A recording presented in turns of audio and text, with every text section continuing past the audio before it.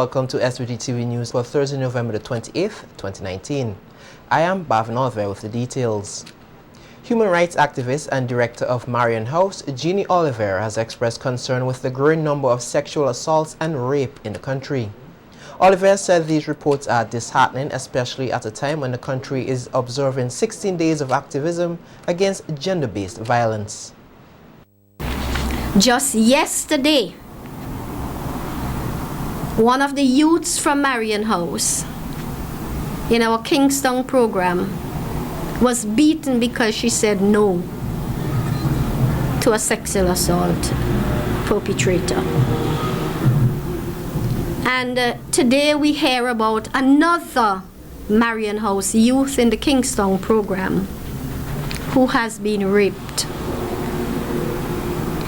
If we are focusing on the issue of violence against women and girls, and the theme for this year's commemoration is Orange the World, Generation Equality stands against rape. Imagine that is our theme. Oliver said one incident of sexual assault is one too many and appealed to men to desist from such acts, which he says is damaging the nation's young girls and women. I mean, Marion House, how do you expect us to feel? How do you?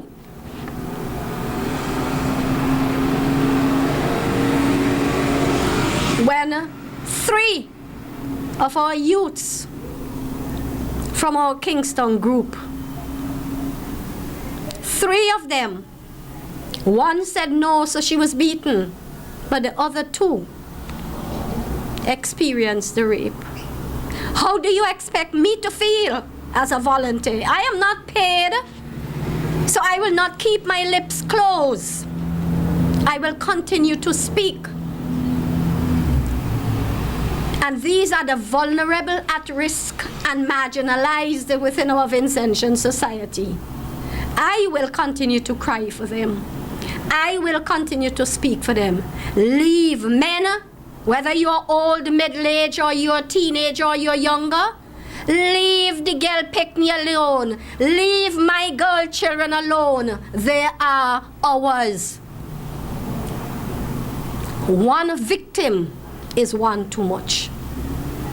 So could we, during the 16 days of activism, could we stand against rape?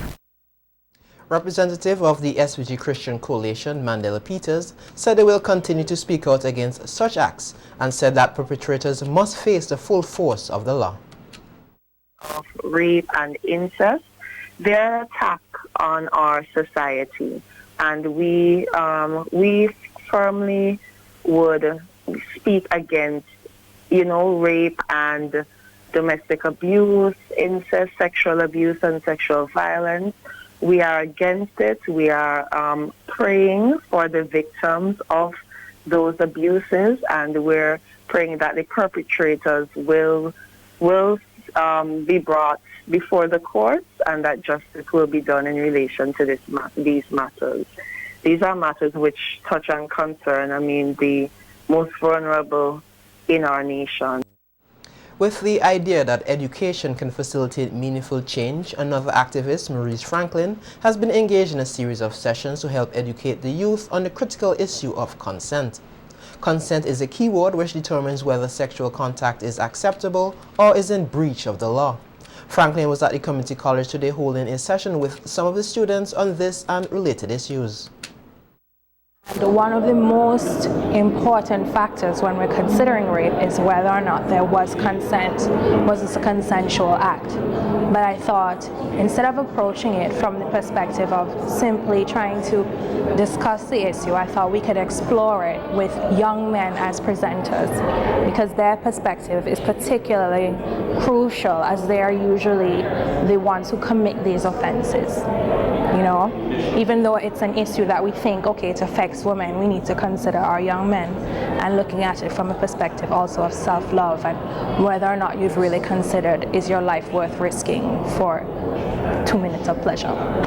Okay, so what we would have discussed would have been myths surrounding consent, like, did she say no, does she mean it, silence is consent, we hear that all the time. We also discussed issues such as, what are the laws surrounding this area? We had a little video with the T, everybody knows about the T consent video. If you don't, you should look it up. We also would have presented some facts and some statistics surrounding the area, as well as engaging the students on scenarios where it may or may not have been clear whether or not consent was given. Franklin said so far the sessions have been well received, noting that they are one step towards creating greater societal change, which is in need at this time. Message out clearly today. The college students, they were particularly receptive, and of course they were interested because it's an exciting topic, and we're hoping that they would impart the information to their friends and that it would stir up the discussion so that they can think about it more moving forward. Well, as we know, our young people are the ones that they're our future, they're now, and they're also the ones that are on social media. They're the influencers, they're the ones that are stirring up the discussions, So I'm hoping that they would use those mediums that they're already familiar with to spread the word, to increase people's levels of understanding and awareness about the issue. Two young men who were part of today's sessions with the college students took the opportunity to highlight the areas of discussion and shared some advice with other youngsters nationwide. Presentation today was on the importance of consent in sexual interactions and why it's important for both men and women to be aware of what consent is and what role it plays within sexual activity. So sex in the absence of consent is considered as rape or sexual assault, depending on the situation. And we outlined to the students like certain scenarios, and we also approached certain things in society that have been there to influence the minds, in the sense of influence what consent is, and just give them the facts. So the student participation for this workshop was really good.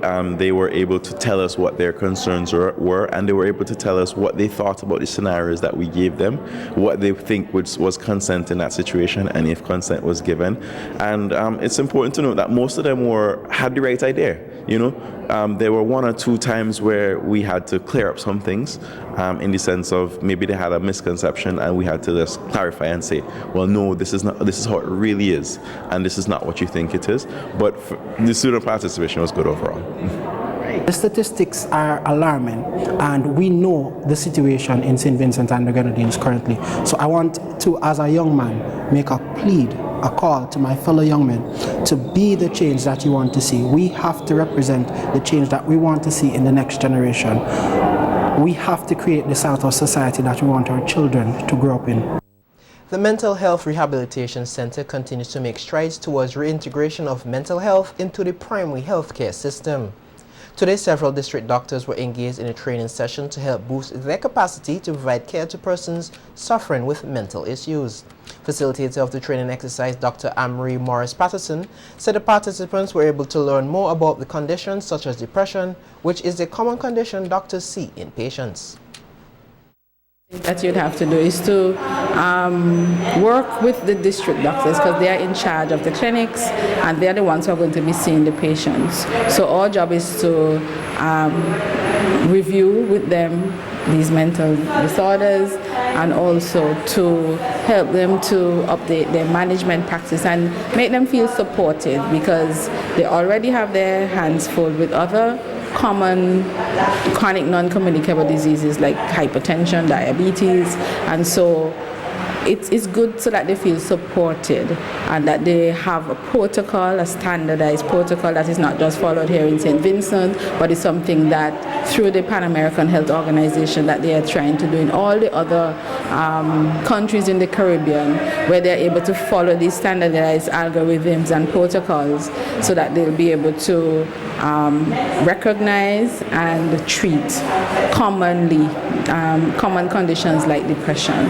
And as a matter of fact, people who present to the clinic, sometimes they present with pain and other things, and if they learn how to screen for depression, then that is very useful in the outcome of some of the other chronic non-communicable diseases as well. Acting Senior Nursing Officer at the Mental Health Rehabilitation Center, Elizabeth Method, said the district doctors are crucial partners in the care provided to persons with mental health issues. After this, the next step is that we'll be going to the different districts and handing over the patients to the doctor. When we have discharges from mental health center, we have a discharge letter that will go to with the patient to the district doctor so that they can be receive follow-up care in the community. We have done a lot of groundwork because we have already trained the police officers, the pastors, the counselors, the social worker, random persons in the community to provide that social support that they need when they go back to the community level. The doctors are also trained in the admission protocol and the referral protocol. We also have developed a discharge protocol where we actually involve the family in the patient care from admission.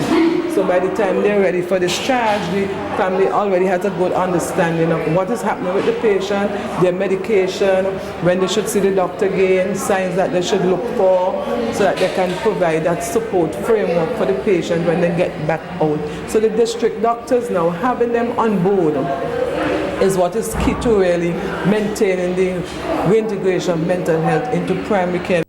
Patient care is a key component of the reintegration process, and Sister Medford highlighted the benefits of this to the patients.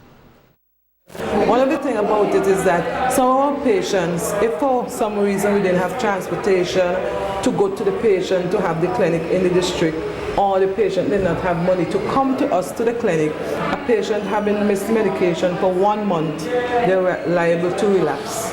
So if they are now able to just walk to the district clinic and receive the care that they need, they stand a better chance of staying functional at the community level. Children with disabilities in Bayabu and surrounding communities are expected to have greater access to early childhood education. Speaking at the groundbreaking ceremony of the Bayabu Early Childhood Center, MP for the area, Frederick Stevenson, highlighted some of the features of the facility, which he said will enhance access for the disabled. They would also have a ramp, because we know within our communities there are children with disabilities, and there are children who would be in a wheelchair or walking with a cane, or some of them have visual impairments.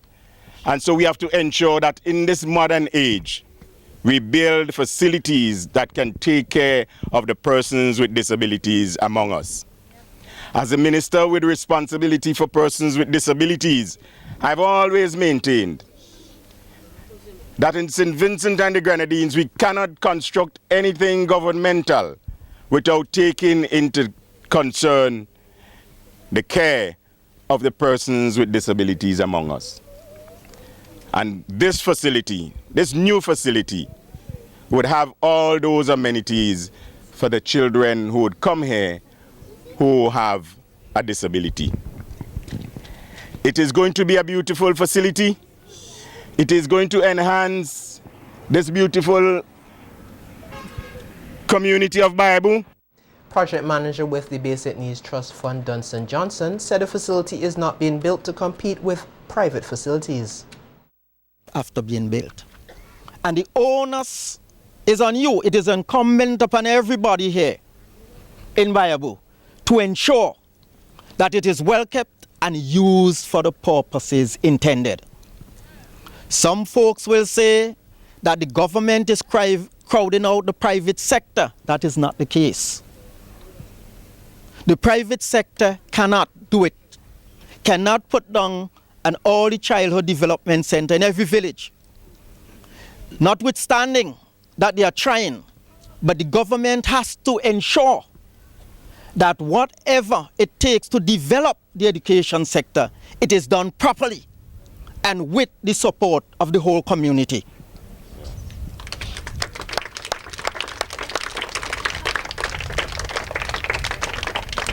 This, as we say, is where, in local parlance, you put your money where your mouth lies. High Court Judge Justice Esco Henry has granted the Attorney General permission to have a medical expert provide a report in the case challenging the country's anti-buggery laws. One of the lawyers representing the churches in the case, Mandella Peters, said that the request made by the AG was not opposed by the claimant's legal team. The hearing consisted of the hearing of the application, which was filed by the Attorney General chambers, the defendant in the consolidated matters. The hearing was one to produce an expert report by Dr. Jose Davy, and that expert report would provide an opinion in relation to some of the health issues that the judge may have to consider in granting or in disposing of this challenge.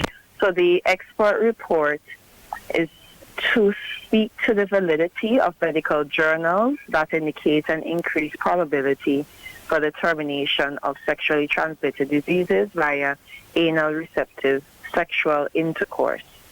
The Attorney General's chambers was represented by Mr. Sarifa Harper-Joseph, Ms. Karen Duncan, and Mr. Hezron Walters. Their application was unopposed and it was granted. They were given leave to submit their expert report by the 19th of December 2019. The claimant's legal team has also filed an application to have their own medical expert give evidence in the case. An oral application had been made on behalf of one of the claimants. The application was put forward by Counsel Jomo Thomas for them to adduce an expert and to file the name of the expert and the expert's qualifications at a later date. That application was denied as it was not made in compliance with Part 32 of the Civil Procedure Rules. However, the application put forward on behalf of both claimants by Counsel Sherlyn Barnwell for leave to file an application to adduce an expert report was granted. So the claimants were given permission to file an application to adduce expert evidence, and that application has to be filed by the 9th of December 2019. A date for the trial will be set sometime in January of 2020. The report on the country's poverty assessment, which was launched in February of 2018 and was expected in March this year, is set to be finalized. This was noted by Minister of Finance Camilo Gonzalez in response to a question in Parliament on Tuesday about the delay and how much was spent on the assessment. Minister Gonzalez told Parliament that of the $800,000 secured from the World Bank to conduct the assessment, $300,000 has been spent thus far. In addition, the CDB, through the OECS Commission, gave their commitment to provide technical assistance and guidance throughout the country poverty assessment process. The overall cost of the country poverty assessment is estimated to be $800,000. To date, the project has expended about $300,000. The Survey of Living Conditions Household Budget Survey component provides quantitative data on poverty and vulnerability. In addition to computing the poverty threshold and providing the monetary measures of poverty and vulnerability, this particular component will use multi-dimensional poverty measurement to update social indicators and provide baseline statistics for monitoring the Sustainable Development Goals such as SDGs 1 and 2, that's zero hunger and zero poverty, among others. The Finance Minister noted that the objective of the country poverty assessment was to update living conditions statistic and recommend policies, strategies and action programs which will reduce the extent and severity of poverty in the country.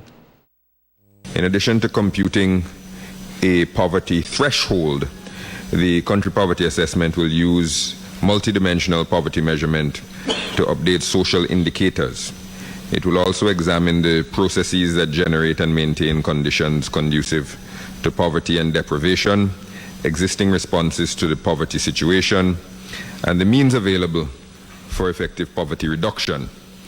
The country poverty assessment is comprehensive and encompasses a mix of both quantitative and qualitative research methods to provide detailed information on living conditions of the population. The study is comprised of 5 components: a survey of living conditions and household budget survey, a macro-socioeconomic assessment, the participatory poverty assessment, the institutional analysis and the poverty and vulnerability mapping exercise. Minister Gonzalez said surveys for the poverty assessment were conducted in 8 communities across SVG, and that there is some field work left to be done, hence the assessment is expected to be extended beyond the next quarter. The participatory poverty assessment component attempts to understand poverty through the eyes of the poor. It involves one-on-one and group discussions with persons in selected communities. With this assessment, the citizens can relay their own experiences and tell their own stories. Among the groups assessed were the elderly and the disabled. And they collected data within 8 communities across St. Vincent and the Grenadines. The fieldwork for this component, the participatory poverty assessment, is currently incomplete. They have not finished the fieldwork in all of those identified communities. The analysis and production of a full analytical report, as well as the processing of all components, are expected to be completed within the next 3 months. Since there is some fieldwork still to be done on the participatory poverty assessment, it is likely that work on this component will extend beyond the next quarter. Capacity building is key to the quality of service provided by any organization, and with this in mind, the National Parks, Rivers and Beaches Authority has been provided training for persons who are working at the various recreational sites or tourism sites island-wide. Superintendent of Rivers, Beaches and Recreational Sites, Radhika Tanis, said issues such as conflict management, communication and interaction are being covered under the training programs. We had a training that focuses on site operation, site maintenance, what the site managers need to do in order to make sure that the site is maintained, how they structure work at the site to make sure that when you do not have interruptions and when persons come there safe, as well as we have just recently completed a conflict management training, which particularly focused not just on managing conflict, but on communication and interaction with other persons, because this will affect the experience that visitors have, whether it's local or international visitors. It would affect that experience. And we want persons to come and enjoy themselves. So we had this conflict management training, and it was geared at really helping our staff to be better at their jobs and to improve the quality of service that we give at the sites. Tanis highlighted other areas of training to be provided and said the public should feel free to give their feedback on the service provided at these sites. Later in the year, maybe early next year, we're looking at revisiting tourism education, because when visitors come to the sites, they have questions. We want to be able to share what we are about here with them and do so in an efficient and interesting way, so that when they leave, they have an experience. We also welcome the public to give us your feedback, because we cannot do this alone. We know that we are catering for visitors, and therefore whatever it is that they need is important to us. We have a Facebook page, we are on Instagram, we have Twitter, we are also on TripAdvisor. All of our sites are on TripAdvisor. And we encourage the public, if you go to a particular site and you have an idea that you want to give to us, leave your comments there, or you can always call our office. We're located downstairs JC's building. You can leave your comments and give us feedback, because we know that there will never ever come a time when we would have reached that mark and say, this is it for us. We are aware that we would constantly be evolving, and there will be new ideas, and we'll continue to take whatever feedback we get from the public to make the service that we're offering at all of our sites, not just at Wallilabu, but at all of our sites, make it a lasting experience for our visitors. At the Wallilabu recreational site, our news team caught up with a taxi operator and a visitor who gave their feedback on the site and other sites they have visited. On that view for me, the road need to get, you guys could build a wall bottom side and widen the road. Mount Wayne with the water, we need some pipe, man. Time for we throw away the tanks, and when customers, we carry our guests there, they can't get water even to flush or anything, or to wash off the skin.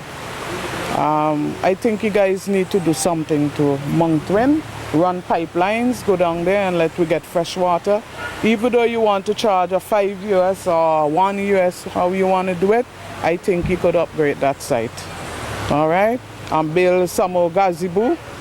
And we need some umbrellas and things down there when they're shipping, because a lot of people go on that site at Mount Wind, doing snorkeling and other things. Hi, my name is Tina. I'm from Germany. First time on the Caribbean islands doing a cruise, and I love it so much. And especially the rainforest and all the local products. I like the beer. At home, I live in an area where we grow wine. So this is nice too, but I like it here. For the weather, it's great. And what about the site? The site? Oh, okay. Yeah, we drove up here for about an hour, and it was really nice to step out and see the waterfall and meet all the nice people.